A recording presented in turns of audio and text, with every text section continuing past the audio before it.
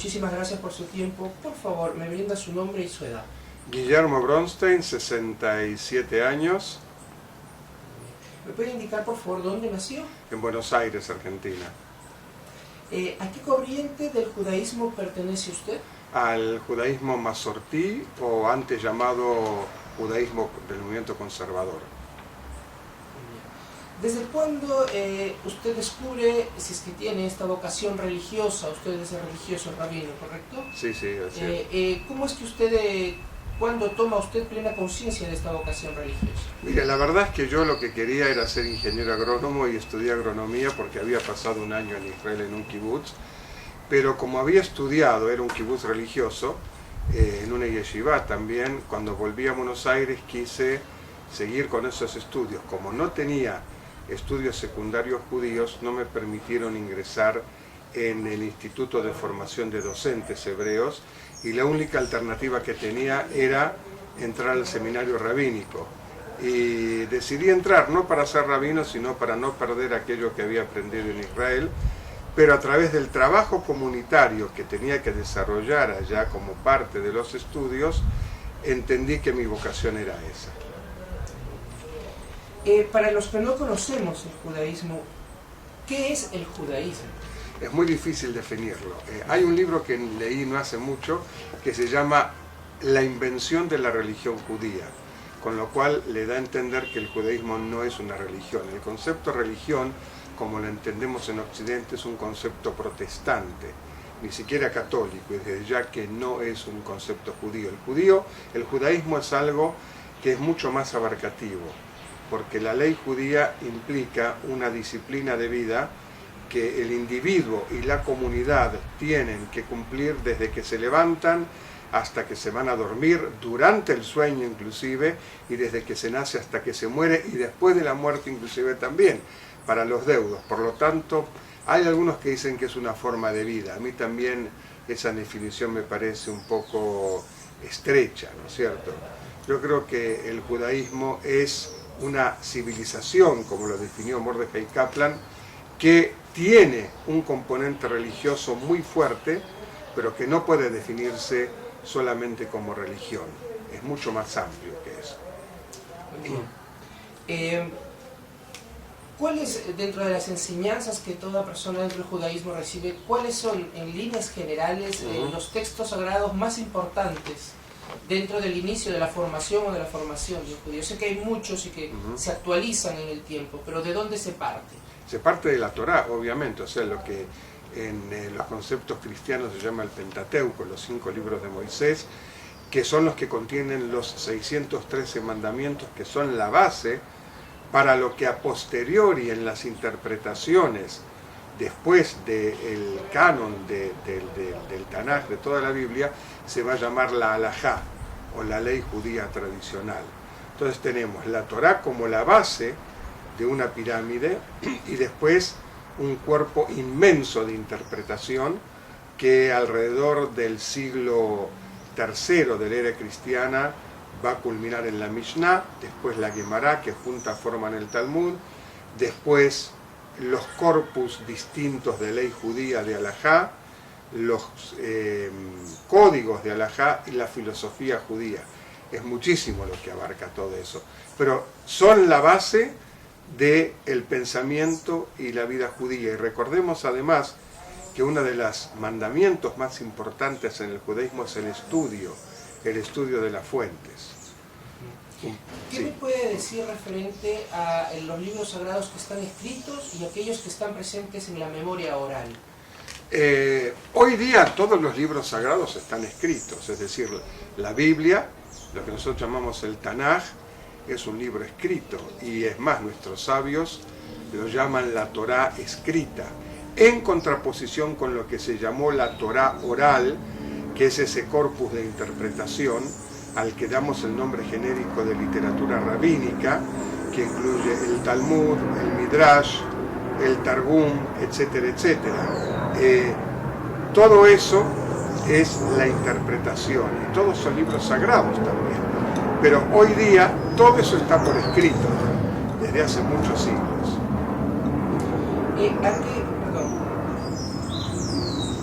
¿De qué corriente o de qué congregación es usted rabino? Yo soy rabino en la Asociación Judía de Beneficencia y Culto de 1870, llamada así por el año en que se fundó. Fue la primera congregación judía oficial reconocida por el gobierno peruano acá en el país, y como su nombre lo dice, nació alrededor de 1870. Y está adscripta, como le dije, al movimiento masortí o conservador, es decir, pertenece a una línea, podemos llamar liberal, dentro del judaísmo, pero dentro de esa línea nuestra sinagoga es bastante chapada a la antigua, digamos, ¿no? ¿Cuáles son, mire, esta pregunta sé que es un poco complicada, pero dentro del catolicismo o del cristianismo tenemos las etapas de la vida para el hombre y la mujer, y hay una serie de actos litúrgicos como el bautismo. Sí, ritos de pasaje, sí, exactamente. ¿Cuáles son los ritos que se deben cumplir para la mujer y el varón dentro del judaísmo en líneas generales? Bueno, discúlpeme, pero es una pregunta muy simple, ¿no? Está todo pautado y estipulado. Cuando se trata del varón, el primer rito es a las 8 días, la Brit Milá, o sea, la entrada del niño en el pacto de Abraham, que requiere la circuncisión, es decir, quitar el prepucio. Para la niña, en algún momento se la llama a los padres a la Torá y se le da un nombre hebreo, pero no es un mandamiento eso, en el varón sí. Luego, al llegar a los 13 años, el varón se considera que es adulto, la niña a los 12, y hacen la ceremonia de Bar Mitzvah o Bat Mitzvah, que significa que aceptan pertenecer al pueblo judío y cumplir con los preceptos, los mandamientos al que todo judío está obligado a cumplir. Es decir, es más una aceptación de obligaciones que una reclamación de derechos, ¿no? Y luego tenemos ya los ritos de pasaje de los adultos, lo que incluye la vida familiar, el matrimonio bajo una cobertura que se llama jupá, frente a 2 testigos por lo menos, en caso de que lo haya, que esperemos que no, el divorcio, que también es parte de la ley judía.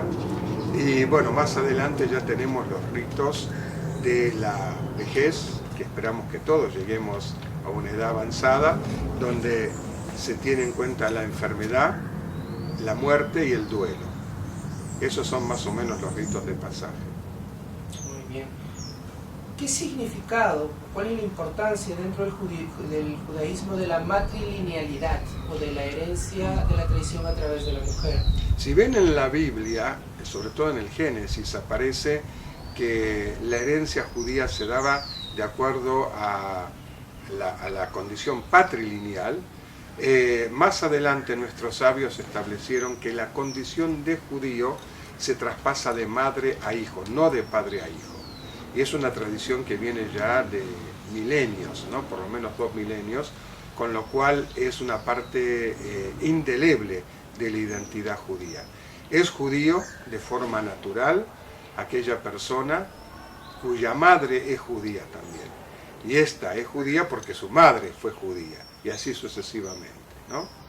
De acuerdo a los investigadores, se cree que esta costumbre se fue adoptando en épocas de turbulencias, en las cuales, por agresiones, violaciones, nacían muchos niños cuyos padres eran desconocidos.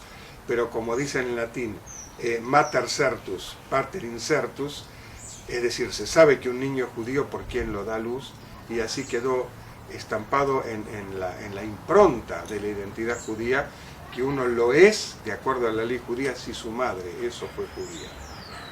Muy bien.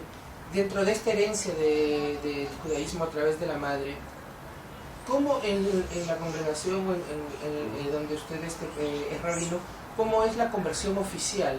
¿Y cómo se desarrolla ahora aquí? La conversión se da cuando una persona viene y quiere acercarse al judaísmo y su madre no fue judía, o sea, no tiene antecedentes maternos judíos. Ahora, nosotros también exigimos, por ciertas razones sociales de esta comunidad, acá en Lima sobre todo, que para que una persona entre a un curso de conversión donde tiene que estudiar y profundizar en todas las áreas del judaísmo, la persona tenga también un parentesco con alguien que es judío y que esa persona que es judía esté inmersa dentro de la comunidad. Es decir, no porque alguien, aunque la halajá lo permite, la ley judía lo permite, que alguien viene descolgado totalmente del andamiaje institucional judío, diga, yo quiero ser judío porque me parece que el judaísmo es la verdad. Nosotros le decimos, bueno, investiga bien o sigue, hay otras opciones, porque el judaísmo no es proselitista, y simplemente adoptamos la opción de la conversión para aquellas personas que, como dije, están emparentadas con alguien que es judío y que tiene un anclaje comunitario. ¿Cuál cree usted como rabino que es la misión de las distintas comunidades judías fuera de Israel? ¿Cuál es la misión de estas comunidades en el mundo? Creo que es muy sencillo, es perpetuar la herencia judía.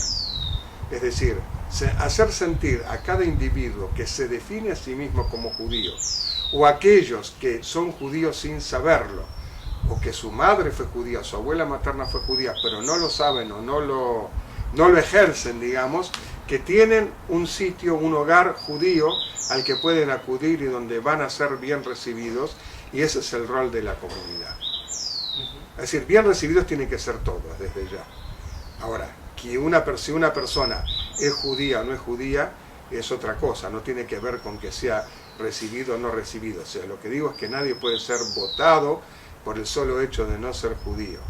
Ahora, no quiere decir que el hecho de que se acerque, que se lo tiene que aceptar porque sí, ¿no? Pero sí tiene que ser recibido con, digamos, con educación.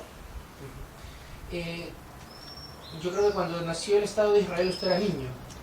No, era joven ya. Yo no había nacido cuando nací, todavía un poco después, cuando yo nací 4 años después del nacimiento de Israel. Sí, sí, así es. ¿Usted tiene memoria de cómo es que la familia, en su entorno, esta noticia de la creación del Estado impactó psicológica, emocional o religiosamente en ustedes? ¿Qué esperanza les trajo? Sabe que no hablé mucho con mis abuelos y con mis padres del tema, pero yo sentí a lo largo de mi infancia, sobre todo en momentos cruciales de la historia de Israel, por ejemplo, antes de la Guerra de los 6 días, cuando Egipto juntó las tropas en el Sinaí, también los sirios y los jordanos hicieron una alianza estratégica, todo el mundo pensaba que era el final del Estado de Israel, y eso movilizó a muchas personas que no tenían una conciencia o una identidad judías bien definidas, ¿no?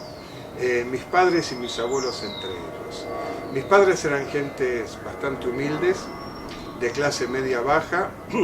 Mi padre era un trabajador normal y sin embargo, con lo poco que había en casa, ellos hicieron donaciones para el Estado de Israel, en la víspera de la Guerra de los 6 días, ¿no?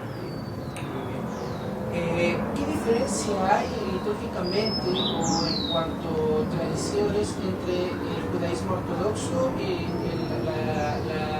la rama que usted de la cual es rabino? Bueno, hay algunas diferencias en cuanto a la liturgia en sí, es decir, a lo que está escrito en el libro de oraciones no hay tantas diferencias. Un ortodoxo podría rezar con nuestro libro de oraciones tranquilamente. Y nosotros podemos rezar con un libro ortodoxo tranquilamente también. Donde hay más diferencias es de acuerdo a lo que se llama el nusaj, es decir, a qué origen étnico pertenece el libro con el que uno reza. Nosotros tenemos el libro de oraciones llamado Ashkenazí, es decir, el que se usaba en Alemania, Austria, Checoslovaquia, Hungría y Lituania sobre todo, ¿no? Es decir, es el mismo libro de oraciones que usan los judíos ultraortodoxos que vienen de Lituania. La diferencia básica está en otras cosas. Por ejemplo, en nuestras sinagogas las familias se pueden sentar juntas, hombres y mujeres se pueden sentar juntos, algo que la ortodoxia no acepta. En algunas de nuestras sinagogas, no en la nuestra, en algunas hay música, hay órgano, hay violín, flauta, etc. Y sobre todo el rol de la mujer es un rol más ayornado, ¿no? No en nuestra sinagoga tampoco, que tiene que tener un equilibrio con la comunidad sefaradí, las ashkenazí, que son ortodoxas, pero en otros países, en Sudamérica, sobre todo en Argentina, Brasil, Chile un poco, aunque no tanto, y Uruguay, la mujer tiene igualdad de funciones con el hombre.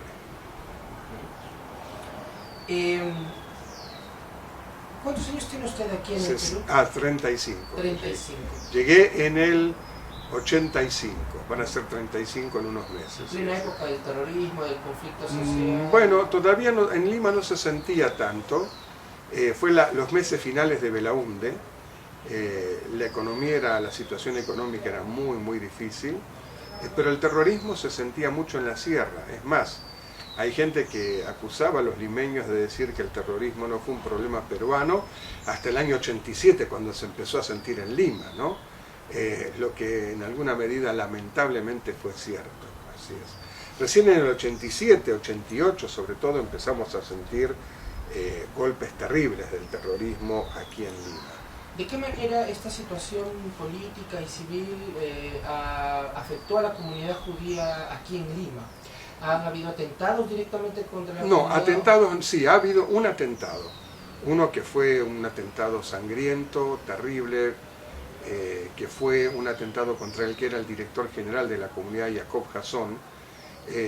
Según dicen, fue perpetrado por Sendero Luminoso por encargo de la OLP en ese momento, porque Jacob era un hombre sumamente activo que tenía mucha exposición en los medios y tenía una palabra muy convincente, muy convincente. Y por suerte Jacob se salvó, fue a Israel donde fue operado de sus heridas, murió un poco después, pero no por eso, ¿cierto? Y después hubo otro atentado de un asesinato, pero ya no tuvo que ver con la condición de judío de la persona, sino con su condición de terrateniente, porque tenía fundos en Huacho, si no me equivoco, esta persona. Me parece, disculpe que agregue, Sí. En el antiguo local Ashkenazí, en la Avenida Brasil. Ah, en la Avenida Brasil un nuevo Sí, preso, no sí, tenía sí. noticia. Y está la información en los paneles actuales del museo. Ajá. Es importante Creo que destacar. fue en el 83, Así pero es. está escrito en el Sí, museo. eso es importante también, la relación que tenemos con la historia del Perú y la comunidad. Sí. Sí, sí. En estos 30 años y habiendo pasado por tantas etapas que el mismo país ha pasado, ¿cómo ve el futuro, no en cuestión de visión, sino en cuestión de datos reales, cómo ve el futuro de la comunidad judía en Lima? Mire, en los años 60 los futurólogos judíos solían decir que en el año 2000 va a haber solamente 2 comunidades judías en el mundo. Una en Israel y un poquito en Estados Unidos, que iba a ser una comunidad en declive, decadente. Hoy día vemos que eso fue una profecía totalmente falsa. Las comunidades judías en todo el mundo, no importa su tamaño, en su mayoría son comunidades que progresan y que tienen una vida comunitaria y una vida judía sumamente intensa y sumamente dinámica. Yo creo que el problema de nuestra comunidad, como la de muchas en América Latina, sobre todo en la región del Pacífico, salvo Chile, es decir, Bolivia, Perú, Ecuador, Colombia, Costa Rica tal vez un poco, y los otros países de Centroamérica, es un problema demográfico. Es decir, somos una comunidad que no llega a una masa crítica como para permitir un crecimiento vegetativo autosuficiente si no hay una inmigración positiva. Ahora, desde el año 2005 esta parte, y aunque pocos lo reconocen, sí ha habido una inmigración positiva de judíos al Perú, que no vienen por su condición de judíos, vienen por negocios o por trabajo, ¿no? Muchos de ellos son israelíes que vienen por diversos motivos y no se allegan a la comunidad hasta que la necesitan. Lo mismo pasa con argentinos o brasileños que tienen otro estilo de cultura comunitaria.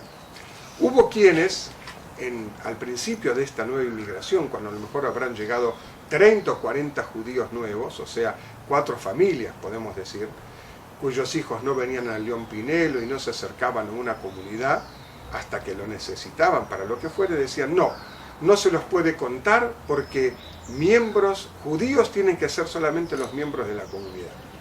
Yo digo, bueno, miren, en Argentina hay más o menos entre 180.000 y 200.000 judíos, y solamente el 10 al 15% tiene relación no con una comunidad, con una institución judía, aunque sea deportiva. No se le puede quitar la condición de judío a los otros 100.000 o más de 100.000 por el hecho de que no asisten a una institución judía. Yo creo que acá pasa lo mismo.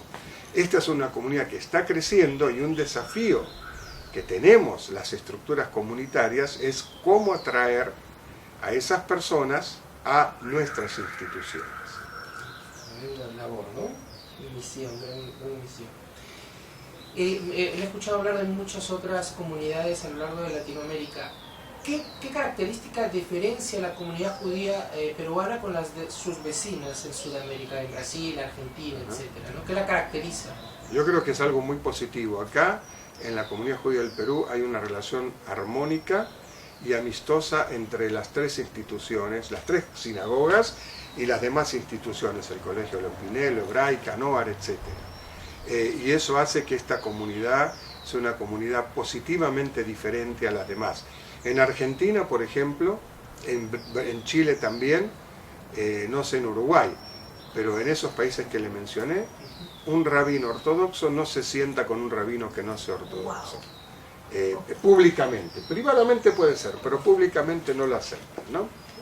Acá nosotros hemos tenido actividades, todos los rabinos, el rabino Uri también, acabamos de tener el año pasado una actividad en la Bnei Brit que fue excelente, y con los rabinos de la Unión hemos tenido una relación alturada siempre, y con el rabino Menamut tengo una relación de amistad personal de muchísimos años también, y por supuesto de actividad comunitaria. En la mañana hemos entrevistado a Uri. Sí, sí, así es. Sí, con Uri hemos participado, estudiamos juntos en los años 90, una vez por semana, así es. Pero eso fue en privado, pero públicamente también hemos tenido actividades organizadas por otras instituciones y que han sido sumamente positivas. Quisiera entrar a un tema específico que usted como docente tal vez nos pueda enseñar. Hay muchos museos del Holocausto y hay mucho material educativo, pedagógico referente a este tema. El museo tiene que tomar el Holocausto como un tema. ¿Cuál cree usted que son los pilares importantes que deben tomarse para explicar el Holocausto o la Shoah en un museo? Bueno, primero no soy docente, que dé clases es otra cosa, ¿no? Es lo mismo, digamos, que toco el clarinete, pero no soy músico, y cualquiera que me escuche lo va a descubrir enseguida. Eso. Yo creo que, mire, sobrevivientes quedan muy pocos ya, y tienen una edad muy avanzada.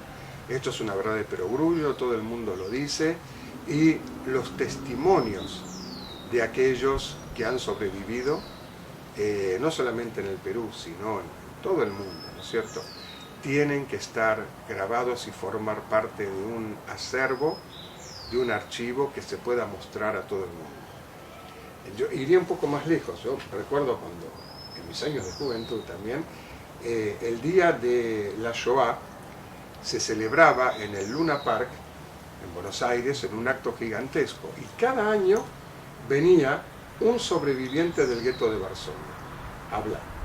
Hablaba en inglés, hablaba en hebreo o en yiddish, fundamentalmente en hebreo, y alguien traducía. Y eso era algo que nos marcó a todos increíblemente. Yo creo que esos discursos y charlas de ellos en algún lado deben estar, como para tenerlas y ser parte también de los archivos de nuestro museo. De la memoria del museo. De la memoria colectiva también, así es, así es. Y así, digamos, hay muchos más testimonios.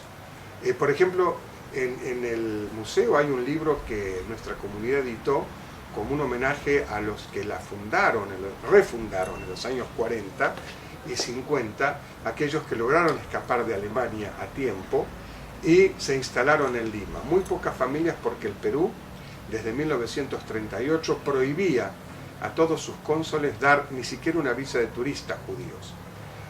A judíos y a aquellos que les parecieran judíos por el apellido o por la forma de vestirse o de hablar, así directamente. Entonces fueron menos de 40, 50 familias las que pudieron llegar al Perú en los años 40, antes de la guerra. Y en este libro, algunas de los descendientes de esas familias plasman la salida de Alemania, cómo fue, y cómo llegaron a Lima y cómo reconstruyeron sus El vidas acá. museo que ustedes tienen, su sinagoga. Sí. ¿Cómo se llama el libro? El libro se llama Del Holocausto a la La vida. vida. Del Holocausto a la vida. Sí, sí, está, está en oficinas de Dafne, también hay muchos ejemplares. Así. Sí, porque es un libro muy valioso. Sé que la comunidad ha trabajado muchísimo para adquirir predios, adquirir edificios que forman parte importante dentro de las actividades de la comunidad. ¿Qué es León Pinelo para la comunidad judía del Perú? Bueno, León Pinelo, que yo creo que es la razón de ser de la comunidad judía del Perú. Vale decir, ¿cómo vamos a pretender una continuidad judía si no hay una educación judía básica? ¿Cierto? Y la educación judía, por más que existan grupos de educación informal o lúdica o lo que sea, tiene que ser a través de la educación formal en la vida escolar. Por eso creo que el León Pinelo es la base ineludible de lo que sería la continuidad judía y de la vida judía en el Perú. Muy bien, y es para finalizar la entrevista, la situación que se vive, la propaganda mediática que vive Israel mediante el conflicto en Medio Oriente. ¿Cómo afecta esto a la comunidad judía en el Perú y qué posición tiene la comunidad frente a esto? Bueno, en primer lugar, tengo que partir de, digamos, una pre-respuesta. En el Perú no hay antisemitismo. Hay personas antisemitas, desde ya que las hay.